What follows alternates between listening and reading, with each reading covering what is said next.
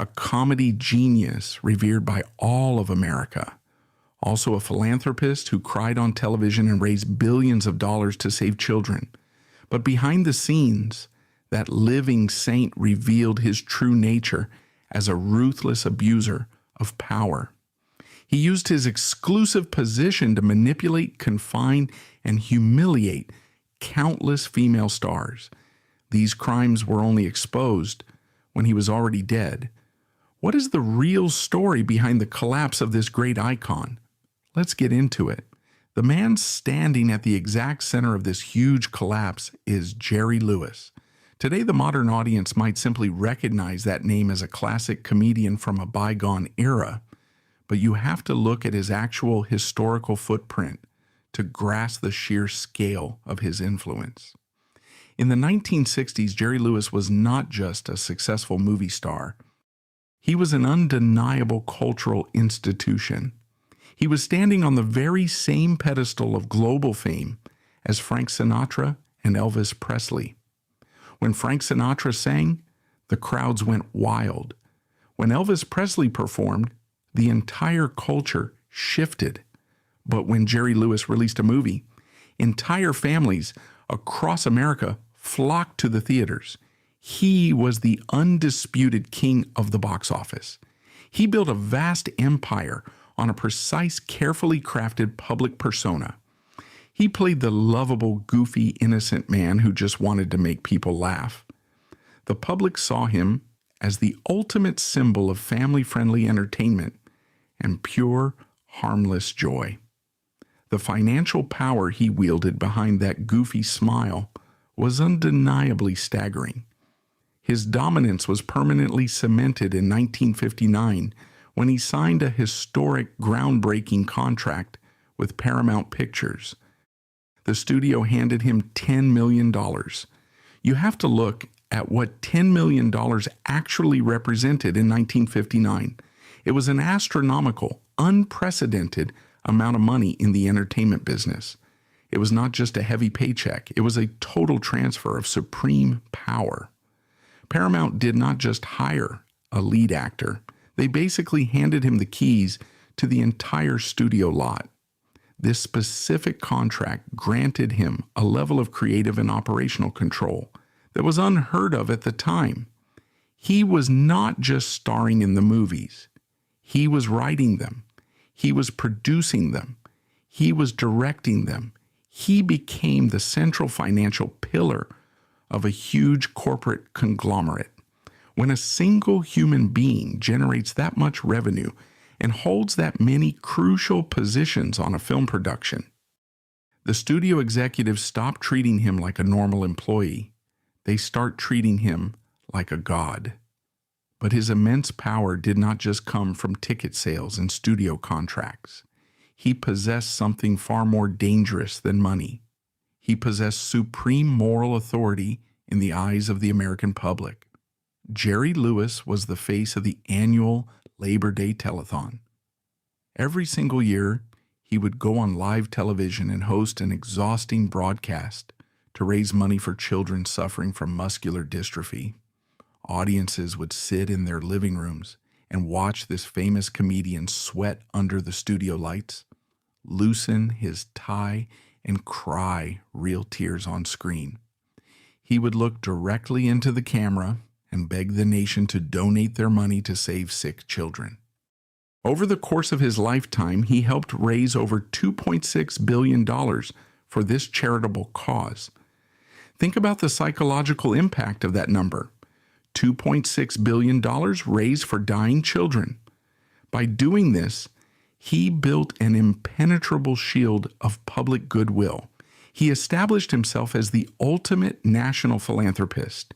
It is the perfect public relations armor. If anyone dared to criticize Jerry Lewis, the public would immediately defend him.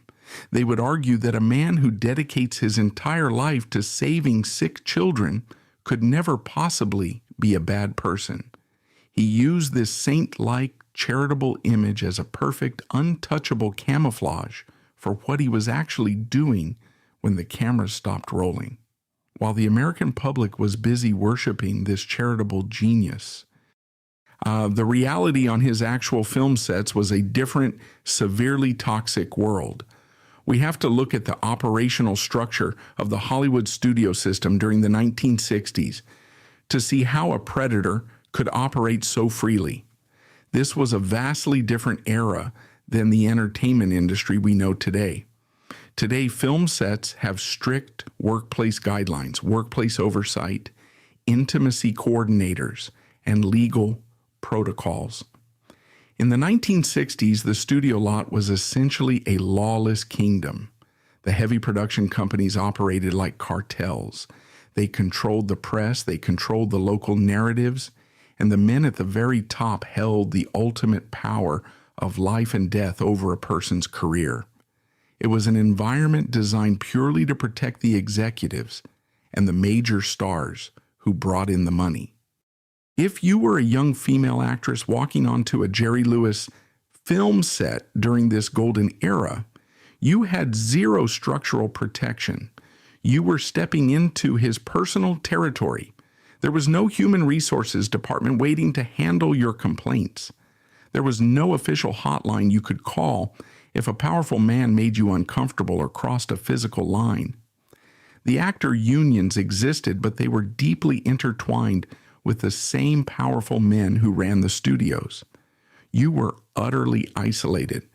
Imagine the precise psychological trap these women were walking into. If the star of the movie behaves inappropriately, who do you report it to?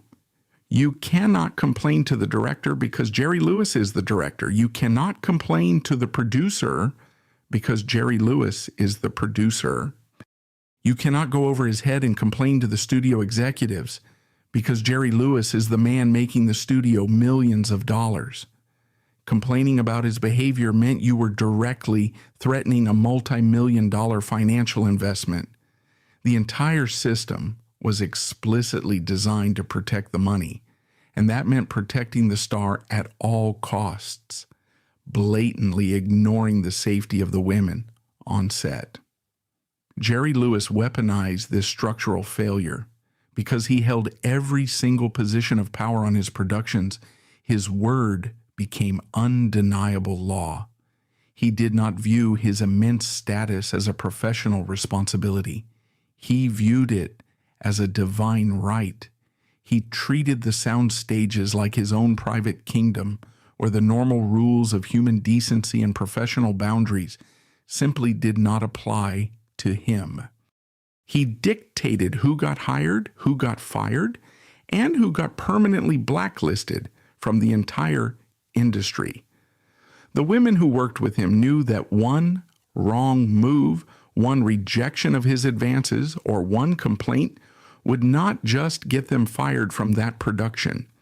It would permanently destroy their entire future in Hollywood. He used his position to create an atmosphere of total fear and compliance. The American public was buying tickets to see a lovable, innocent man make funny faces on screen, while the women behind the scenes were forced to survive a ruthless, calculated tyrant who knew exactly how to use his monopolistic power to entirely control their lives. That dictatorial operational control over the employment of his cast and crew created an environment where Jerry Lewis could systematically commit workplace abuse without facing any professional consequences. For decades, the reality of what occurred inside his production facilities remained strictly suppressed by the studio system. The industry ignored the internal complaints to protect their financial investments. This strict silence held until a detailed investigative report published by Vanity Fair finally documented the actual history of his behavior. The investigation published the direct testimonies of multiple female co-stars. These women detailed a repetitive structural pattern of sexual misconduct and workplace harassment. When you read the detailed accounts of these incidents, you do not see a comedian. You see an executive who weaponized his production budget, his security personnel, and his set locations to isolate and exploit vulnerable employees. Let us examine the exact sequence of events that took place in 1961 during the production of the film The Ladies' Man. Hope Holiday was an actress trying to secure a stable career in an industry dominated by men. Getting a supporting role in a major Jerry Lewis production was a significant career advancement.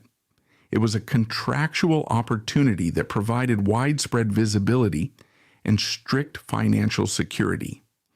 But that employment contract came with a terrifying occupational hazard. On a standard shooting day during working hours, Holiday was instructed to report to his private dressing room. You have to understand the spatial layout of a major film set in the 1960s. The star's dressing room is not a public space. It is a strictly controlled office located directly on the soundstage. When the director and lead producer orders you to report to his office, you are professionally obligated to comply. You cannot refuse a direct meeting with your employer. She walked into his private space. She later stated that the room was painted in aggressive shades of red and yellow. The moment she crossed the threshold, the professional boundary was erased. Lewis did not sit at his desk to discuss the script. He did not provide any acting directions for the upcoming scene. Instead, he immediately walked to the heavy door and engaged the deadbolt. Listen to the raw reality of that action. The heavy metallic click of a locking mechanism on a busy film set. Hundreds of paid crew members are working right outside in the hallway. Lighting technicians are running cables, camera operators are adjusting lenses, and assistant directors are coordinating schedules. But inside that locked room, a young employee is suddenly and entirely cut off from the production crew. She is physically confined inside a room with the man who controls her employment contract. Once the door was locked, Lewis initiated the harassment. He began making severely explicit, uninvited comments directly targeting her body. He spoke to her merely as an object, ignoring her status as a hired professional. As Holiday stood there, paralyzed by the sudden shift in his behavior, Lewis reached down and unzipped his pants. He exposed himself and began performing an act of self-gratification right in front of her. You have to analyze the true power dynamic occurring in this moment. He did not attempt to conceal his actions. He did not ask for her consent. He deliberately forced her to watch him. Holiday was immobilized by the threat to her career. She knew the operational rules of the studio. If she screamed for security, she would halt a multi-million-dollar production. She knew that if she caused a delay, she would be fired for breach of contract, and the studio executives would ensure she never worked in the industry again. Lewis relied solely on her fear of termination to force her compliance. He finished his action, unlocked the door, and she was expected to return to the set and continue reciting her lines as if the workplace harassment never happened. This was not an isolated incident caused by a sudden lapse in professional judgment. Fast forward 3 years to 1964 during the production of the film The Disorderly Orderly. This time, the target was an actress named Karen Sharp. Lewis used a different tactical approach for this encounter, demonstrating how he manipulated the standard production schedule to facilitate his abuse. Sharp was working on the set when she received an official directive from the production staff. She was ordered to report to a private office for a costume fitting. In the film industry, a costume fitting is a mandatory requirement. It is a standard logistical procedure. She had absolutely no reason to question the instruction. She walked into the office, expecting to meet with the wardrobe department to finalize her clothing for the next scene. Instead, she found Jerry Lewis waiting inside. He was surrounded by a group of personal security guards and production assistants.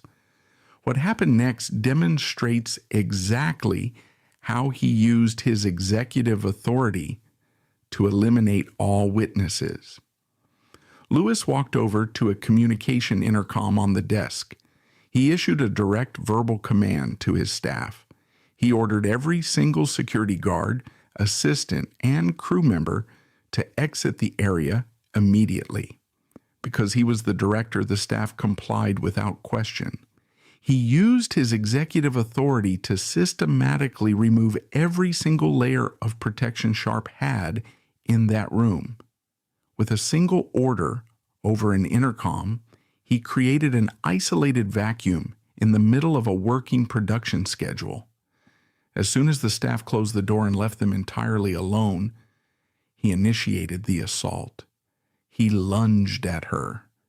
He grabbed her body forcefully without any prior warning or consent. He began touching her inappropriately, utilizing his body weight and the overwhelming authority of his position to try and force her into submission. Just as he had done 3 years prior with Hope Holiday, he immediately reached down and unzipped his pants, operating under the assumption that his status as the highest paid actor on the lot meant she would simply surrender out of fear for her job. But Karen Sharp rejected his assumption. Despite the immense power imbalance, and despite knowing that he could terminate her contract immediately, she actively fought back. She used physical force to push him away. She explicitly and verbally rejected his unwanted advances. She looked directly at the producer of the film and firmly refused to comply with his demands. The immediate result of her refusal was a heavy, tense silence in the office. Lewis did not apologize for his behavior. He stopped the physical assault because he realized she would not comply silently. But the professional retaliation began immediately.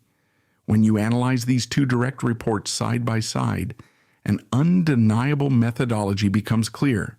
You see the calculated use of room assignments, the deliberate locking of doors, the strategic dismissal of security personnel, the immediate aggressive unzipping of the pants.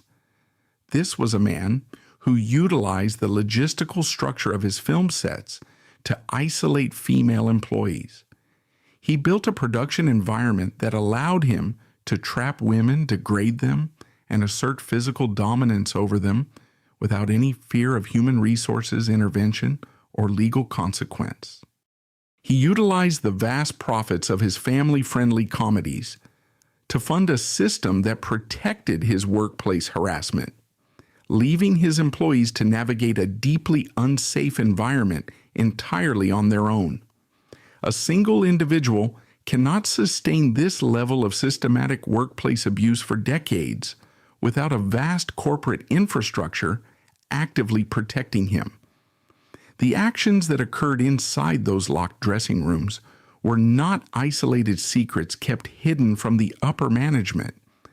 The executives at the very top of the studio hierarchy were fully aware of his behavior, and they deliberately chose to enable it. They constructed a professional environment that normalized the exploitation of female employees because it kept their primary financial assets satisfied. The depth of this corporate complicity is perfectly illustrated by the experience of another actress, Renee Taylor.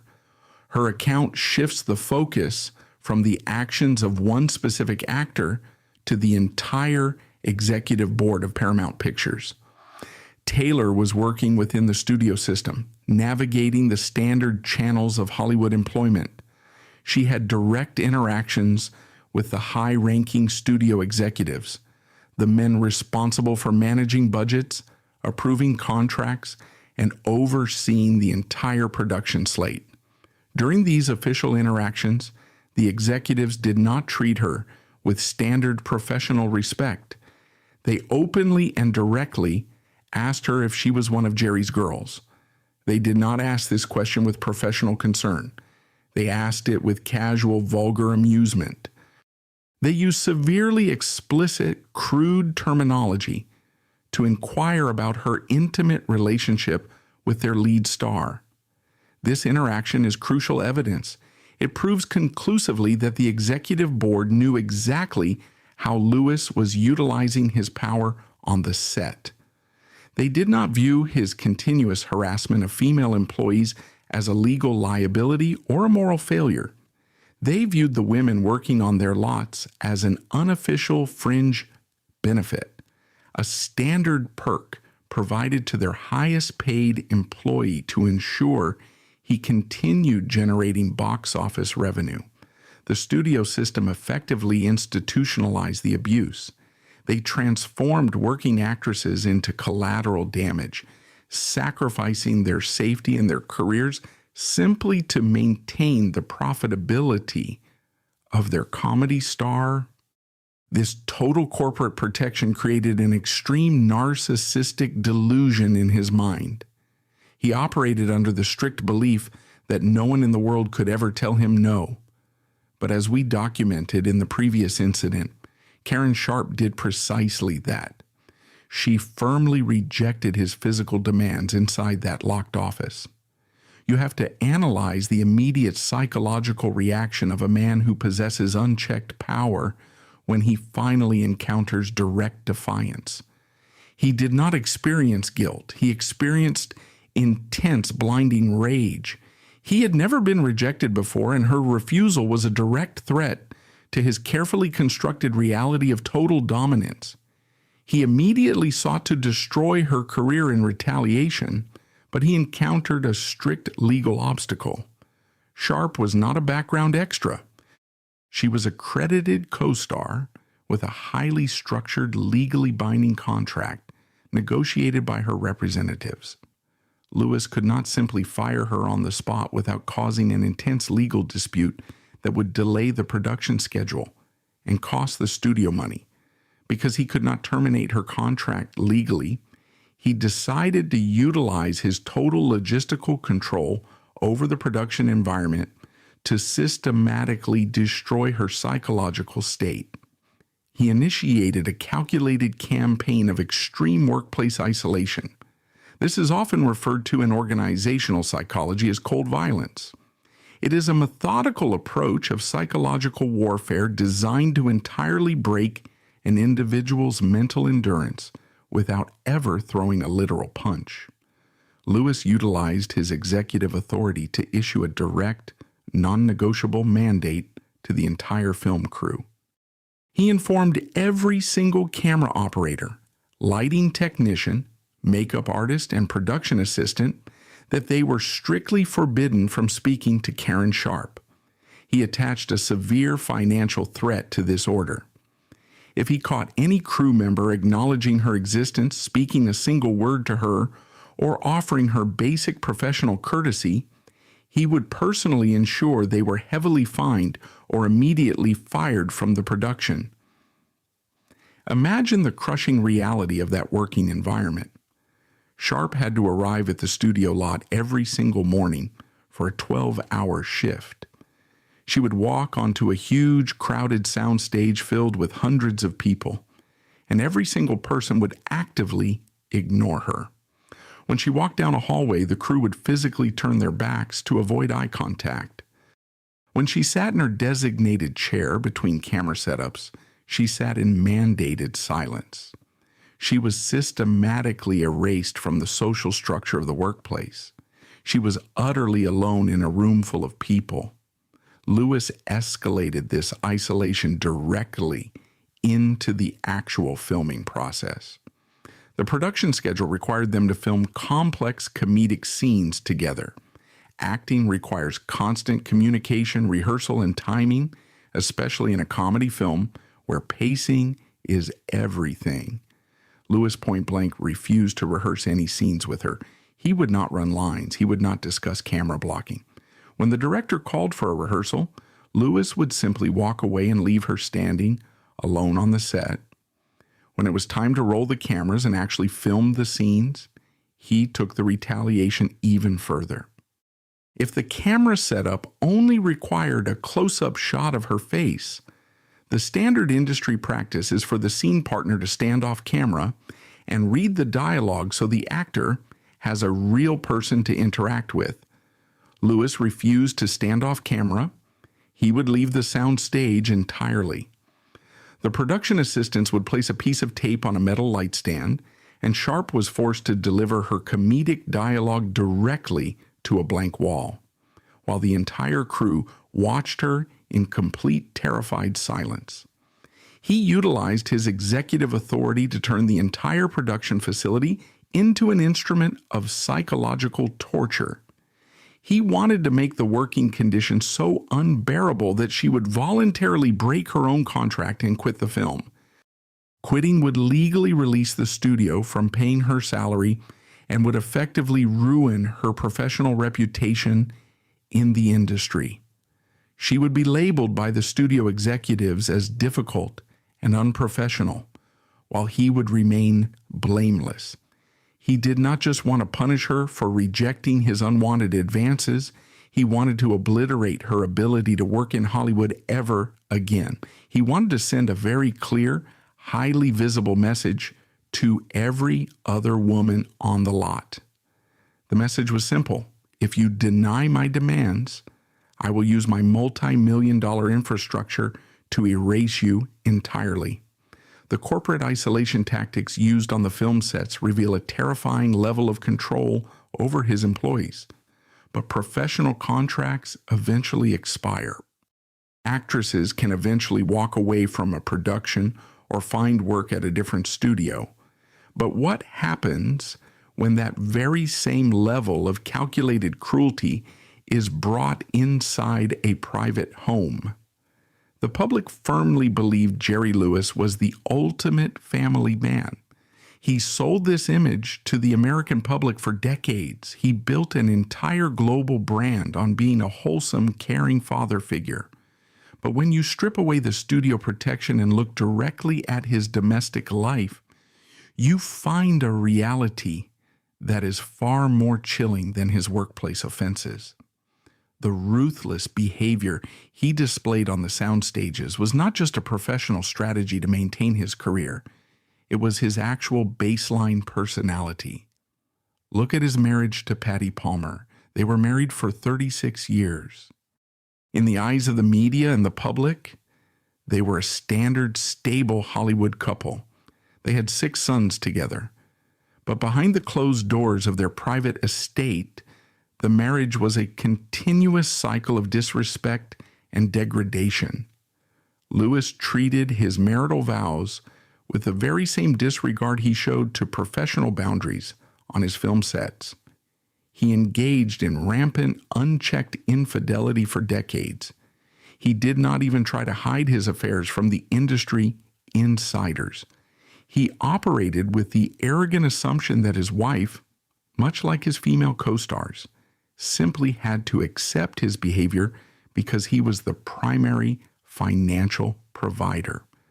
The marriage finally collapsed in 1980 when Palmer filed for divorce, ending nearly 4 decades of dealing with a man who viewed loyalty as a weakness. The destruction of his marriage was only a minor fraction of the damage he inflicted inside his own house.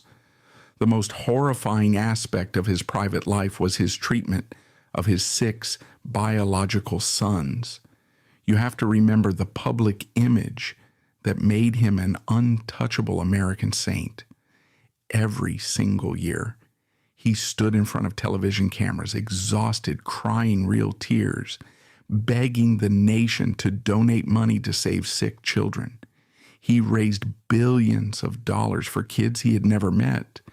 The American public looked at that television screen and saw a man with an infinite capacity for paternal love, but the children actually living inside his house experienced the exact opposite reality. According to the later testimonies of his own flesh and blood, the man who cried for sick children on television was inflicting severe physical and mental terror on his own kids behind closed doors. He ruled his household with the same iron fist he used on the studio lot. There was no goofy comedian making funny faces at the dinner table. There was only a strict, volatile authoritarian who used brutal force and harsh psychological degradation to keep his own children in a state of constant fear. The psychological toll of growing up under that type of terror inevitably fractured the family. You cannot subject children to years of mental manipulation and physical fear without causing permanent catastrophic damage. The eldest son, Gary, eventually broke the silence regarding the reality of his childhood. He did not mince words to protect his father's legacy. Gary publicly went on the record and explicitly described his father as a cruel and evil man. Think about the gravity of those words coming from a son. He did not call him a difficult artist or a strict parent. He used the specific words, cruel and evil. But the darkest consequence of this domestic environment culminated in 2009. His youngest biological son, Joseph, who had struggled with severe personal issues and estrangement from his father for years, tragically took his own life. When a parent loses a child, the standard human response is profound grief and reflection. But Lewis maintained his cold, impenetrable exterior. The man who dedicated his public life to the welfare of children had systematically destroyed his own bloodline. You might assume that old age, declining health, or the tragic loss of a son would force a man to reflect on his actions and soften his behavior. But predators rarely change their core nature. They just age. Fast forward to the year 2014. Lewis is nearly 90 years old. He's attending a major public industry event. The comedian Amy Schumer is present at the same event. Even at nearly 90 years old, medically frail and far removed from his era of studio dominance, the impulse to humiliate a female colleague remained fully intact. During a photo opportunity, Lewis aggressively grabbed Schumer and forcefully pushed her off balance to simulate a highly inappropriate, lewd act right in front of the cameras. He used his status as an elderly comedy legend to mask a hostile, bodily violation as a joke. It was glaring, undeniable proof that the man who locked women in dressing rooms in the 1960s was still operating with the very same predatory mindset 5 decades later. Time did not heal his character. It only proved how deeply ingrained his hostility toward women truly was. The final, most definitive proof of his cold nature was executed after his death. Jerry Lewis passed away in 2017 at the age of 91. When a wealthy patriarch dies, the reading of the last will and testament is usually a standard legal procedure to distribute assets among the surviving family.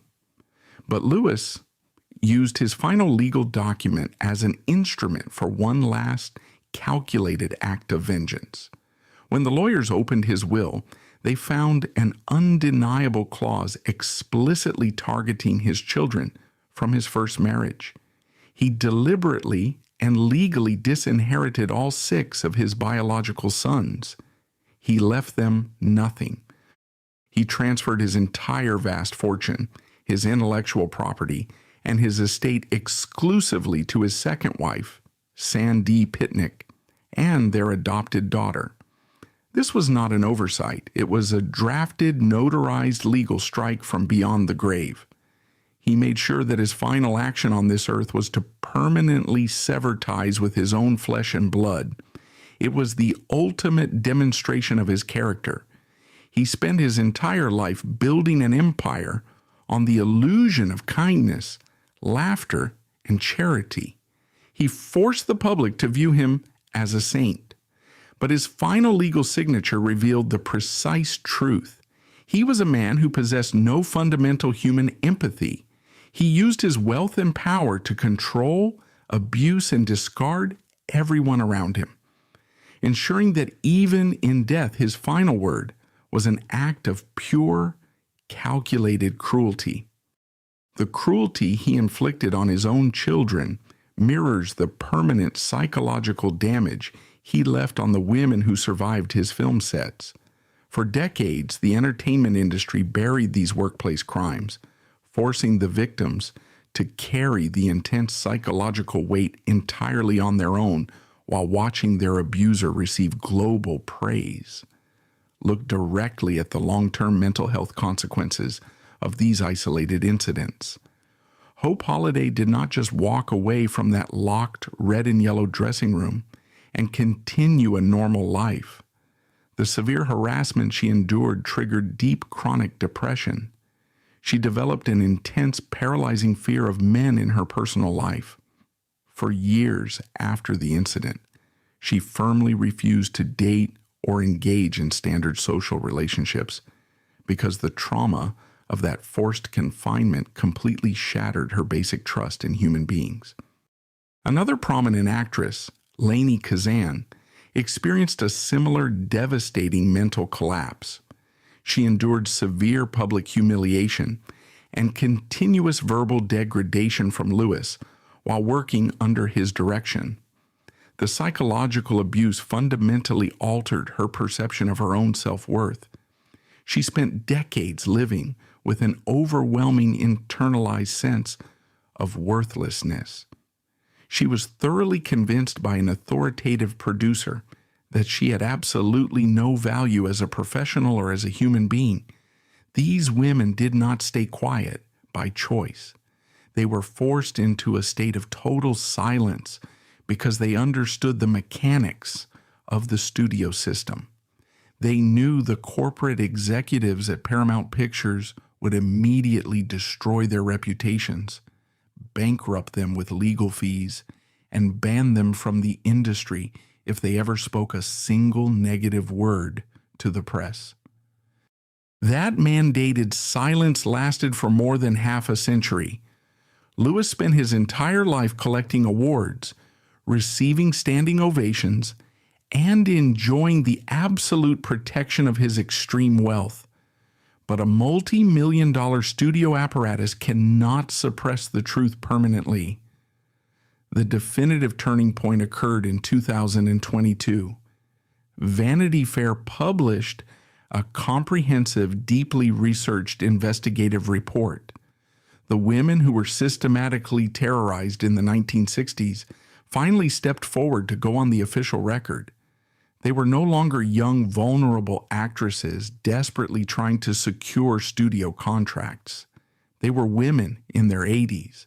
Their hair was white, their lives were fully lived, and they no longer feared the professional retaliation of a dead executive or his powerful enablers.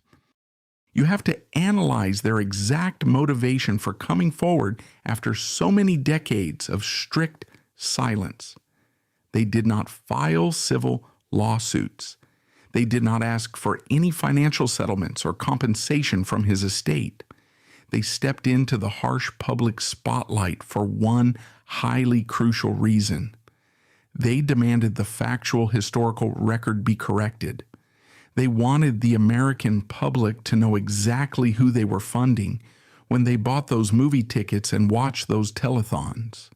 By speaking out, these women executed a permanent correction of Hollywood history. They thoroughly dismantled the false, carefully constructed public image he spent a lifetime building. Their testimonies serve as a documented warning to the entertainment industry. They proved that no amount of box office revenue, no amount of corporate protection, and no amount of public charity can permanently silence the victims of severe workplace abuse. Their absolute refusal to carry his dark secrets to the grave serves as definitive, undeniable proof that the truth eventually outlasts the power of the men who try to hide it. Jerry Lewis left this world carrying the official title of a comedy genius and the public credit for raising billions of dollars in charity.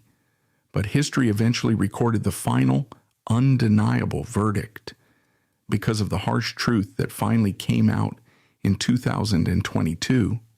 His once untouchable legacy is permanently tarnished. This immense scandal serves as a direct, heavy hit against the extreme power delusion that actively protects top-tier entertainers. The industry operates under a highly dangerous assumption that generating vast business revenue gives a famous person the divine right to destroy the vulnerable people working beneath them.